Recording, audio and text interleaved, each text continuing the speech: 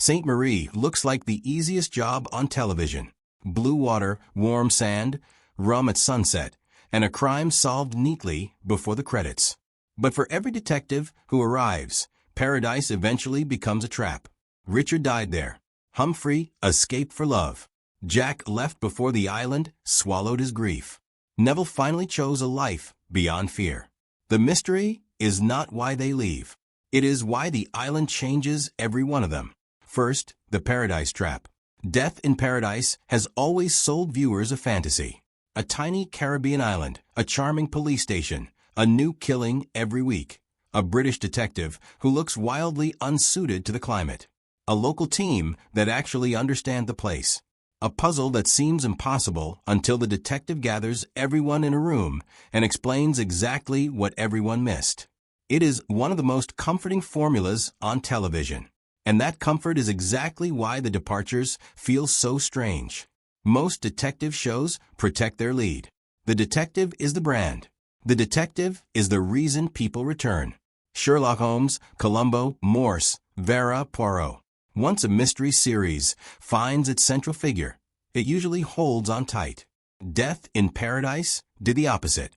It built an entire hit show around replacing the person in the middle. Ben Miller arrived as Richard Poole and left after 2 series. Chris Marshall arrived as Humphrey Goodman and eventually left too. Ardell O'Hanlon took over as Jack Mooney, then walked away. Ralph Little became Neville Parker and stayed longer than any detective before him. But even he finally left St. Marie behind. Then Don Gillet arrived as Mervin Wilson, proving the machine was still running. That should have destroyed the show. But somehow it became the show's secret weapon. The real twist is that Death in Paradise is not just a killing mystery series. It is a replacement ritual. Every detective arrives with a flaw the island exposes. Richard is too rigid. Humphrey is too chaotic. Jack is grieving. Neville is afraid of almost everything. Mervin arrives defensive, impatient, and emotionally closed off. St. Marie does not simply give them cases. It forces them into contact with the one thing they are avoiding. That is why they leave. Not because the show has no loyalty. Because the detective's journey is built to end. Each detective arrives as a fish out of water. Then slowly the island teaches him how to breathe. Once that happens, he no longer belongs in the same story. The show has to release him or the formula stops working. Richard Poole, the man Paradise had to kill. Richard Poole was the perfect first detective because he hated paradise. That was the joke. He arrived from Britain in a full suit, carrying the attitude of a man who believed discomfort was a personal insult. The heat bothered him. The sand bothered him. The food bothered him. The informality bothered him. Even the beauty of the island seemed to offend him because it refused to behave like London. But Richard was brilliant. That balance made him work. He was socially awkward, emotionally guarded, and physically wrong for every environment the show placed him in. Yet, when it came to killing, he could see through chaos with almost surgical precision. Ben Miller's performance gave the early show its shape. Richard was not warm and lovable in an obvious way. He was prickly, formal, stubborn, and often rude without meaning to be. But underneath that was loneliness. He did not know how to relax because relaxing meant giving up control. He did not know how to fit in because fitting in required emotional risk. St. Marie became his punishment and his cure. Over 2 series, viewers watched him soften almost against his will. He began to understand the team. He began to trust Camille. He began to see that the island was not simply inefficient or annoying. It had its own rhythm, its own logic, and its own community. Ben Miller left for family reasons. He revealed that 2 weeks after arriving in the Caribbean, his partner discovered she was pregnant. He had just gone through a divorce and finally met someone new, and now he was on the other side of the world. I knew what I had to do to get my wife back, quit Death in Paradise. The production filmed for months in Guadeloupe, far from home, and his personal life changed in a way that made staying difficult. For a show that looked like a dream job to viewers, the reality was much harder. Ben also struggled with the heat, so much that the costume department reportedly remade all his costumes without backs, only shooting him from the front because he couldn't stand being fully clothed in it. But the writers faced a storytelling problem. How do you write out Richard Poole? You cannot simply have him decide he loves the island and then leave. You cannot send him back to London casually, because fans would keep asking why he did not return. You cannot pretend the man who hated St. Marie suddenly made peace with it and walked away without emotional weight. So, the show did the most shocking thing possible. It killed him. Richard Poole was killed with an ice pick in the opening episode of Series 3. For a cozy mystery show, it was a brutal move. The detective who solved crimes became the killing. The man who always explained the crime became the body on the floor. And that decision did two things at once. It devastated fans, and it saved the show. Because by killing Richard, Death in Paradise made one thing clear. No detective was untouchable. The island was not just a beautiful workplace. It was a place where stories could end permanently. That one choice gave the show permission to reinvent itself. Humphrey Goodman, the detective who found a heart. Humphrey Goodman had the hardest job of any detective on Death in Paradise. He had to arrive immediately after Richard Poole's death and convince fans not to hate him. That is a nightmare assignment. Viewers had just lost the original lead. They were grieving Richard, angry at the writers, and suspicious of anyone taking his place. If Humphrey had been too similar, he would have felt like a cheap copy. If he had been too different, he could have broken the show. So, the writers made him the opposite. Richard was rigid. Humphrey was messy. Richard was emotionally sealed. Humphrey was painfully open. Chris Marshall brought warmth to the role. Humphrey was awkward, yes, but not cold. He was clumsy, anxious, kind, and oddly brilliant. His brain worked in leaps. He could seem scattered and still connect every clue at the end.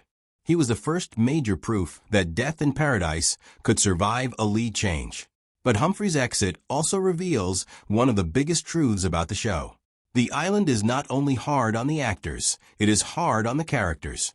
Humphrey arrived with personal chaos behind him. His marriage was failing. His confidence was damaged. His life had come loose. St. Marie became the place where he rebuilt himself. Years later, Humphrey returned in Beyond Paradise, a spin-off set in England.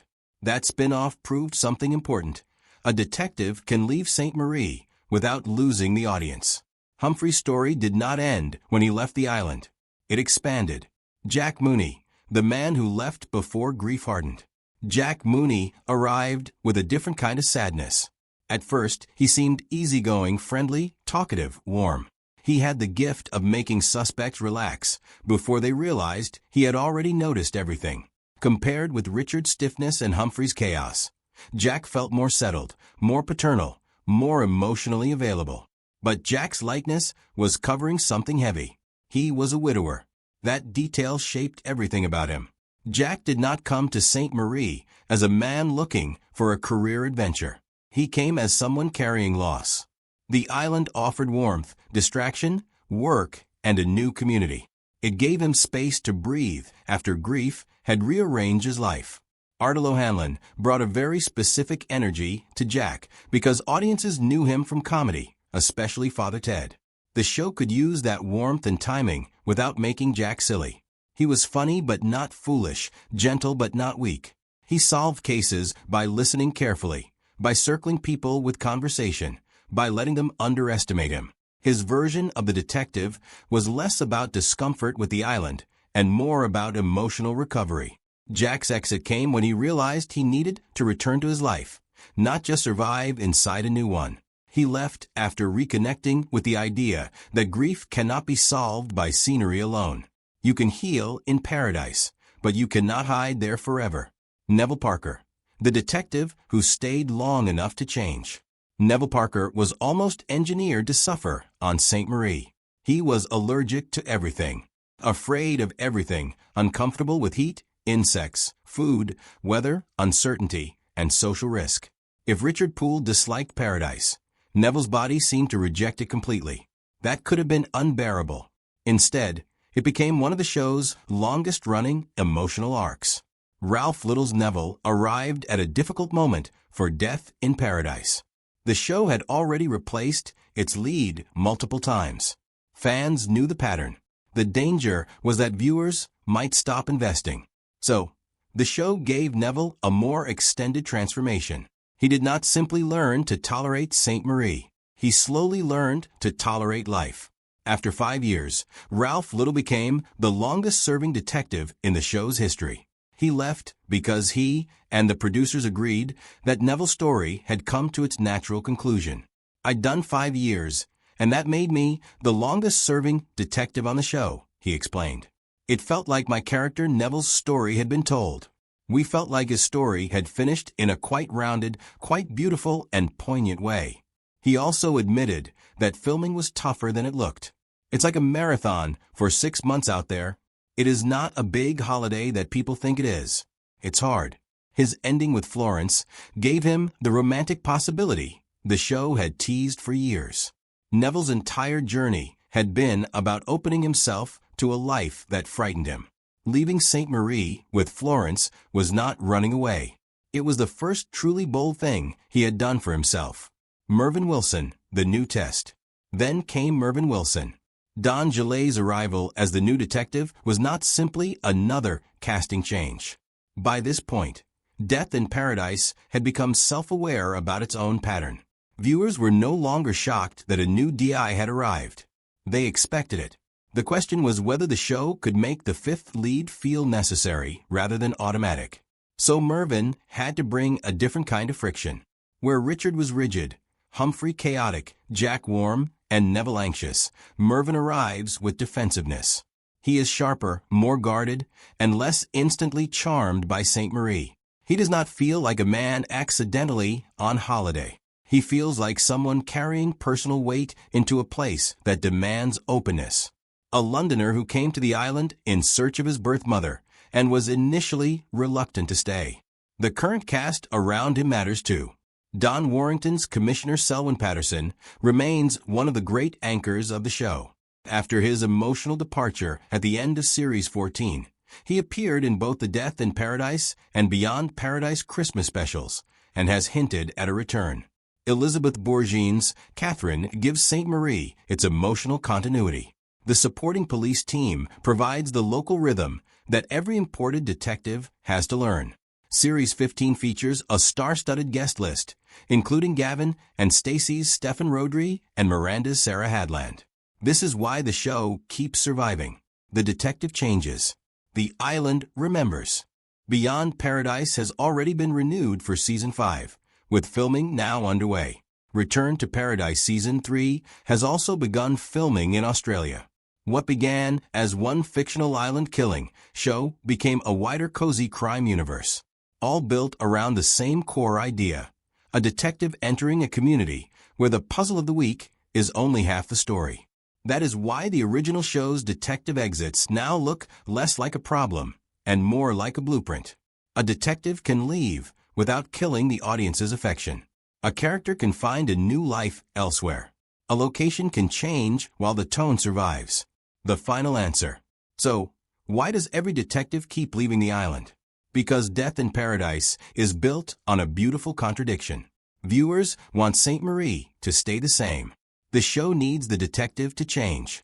That contradiction creates the cycle. A new detective arrives uncomfortable, lonely, grieving, awkward, afraid, or emotionally closed. The island pushes him. The team softens him. The cases reveal him. The community gives him something he did not know he needed. Then, when he finally becomes whole enough to belong, he has to leave. For the detectives, paradise is work, heat, grief, killing, loneliness, love, and self-discovery. They cannot stay there forever because the island is not meant to be a destination. It is meant to be a turning point. Like this video, subscribe to the channel, and comment which detective exit hit you the hardest. Richard, Humphrey, Jack, Neville, or Mervin still waiting to face his own departure.